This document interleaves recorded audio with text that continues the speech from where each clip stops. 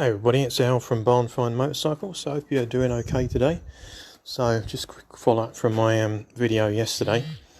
As you know, I had all of the calipers apart, given them a good clean over the weekend, rubbed down, painted them. I actually had to do a couple of coats of paint on one side of the calipers because I painted them independently, split the calipers in half and then sprayed and then baked them. So I'm actually reasonably pleased with the results in terms of the way they've come out.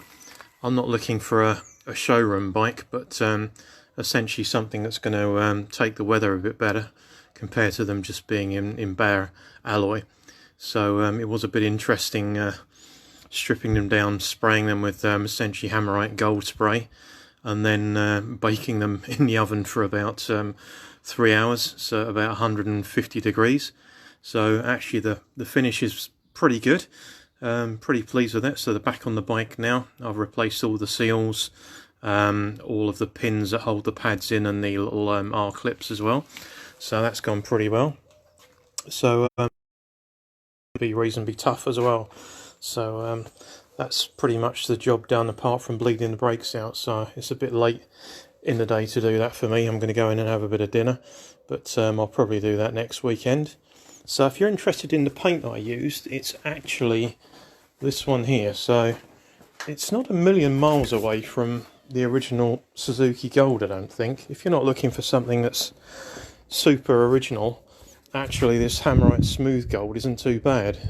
Don't be too misled by the colour on the top. Actually, when you spray onto these calipers, and actually when you bake it, it actually goes a bit darker, a bit more of a burnt orangey colour.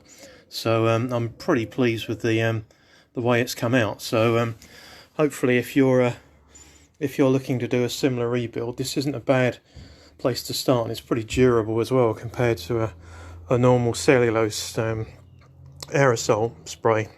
So at some point I'll probably get around to doing the rear caliper as well, because that's looking pretty sorry for itself. But that can wait another day, I think. The next big job will be getting on with the Futura. So I did a bit more work on that yesterday.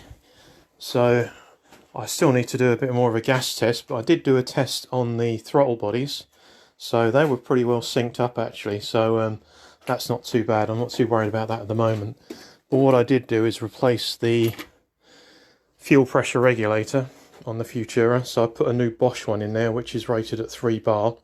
So I thought, while I'm taking all this apart, for the matter of about 20 quid, I'll put a new one in. So considering how old this bike is now, 2003, and we're now in 2020, I thought actually let's just get on and do it for the matter of a few quid. So that'll all start going back together next weekend. I can do some more gas tests and emission tests on it to see why it's running a bit rich. So as you can see on here, I've got the plumbing rigged up for each of the exhaust takeoffs. So you can see one down here, and there's one on the front as well. So that's going to be next weekend's job, to try and get that into a bit more of a leaner running as opposed to where it is at the moment. So I'm hoping that'll be a reasonably straightforward job now that I've managed to pull everything apart. I did manage to drop one of my tools, or one of the hex head tools I was using to take the throttle body apart. So that's hiding down in here somewhere, so I probably need to take one of the panels off and try and get to that.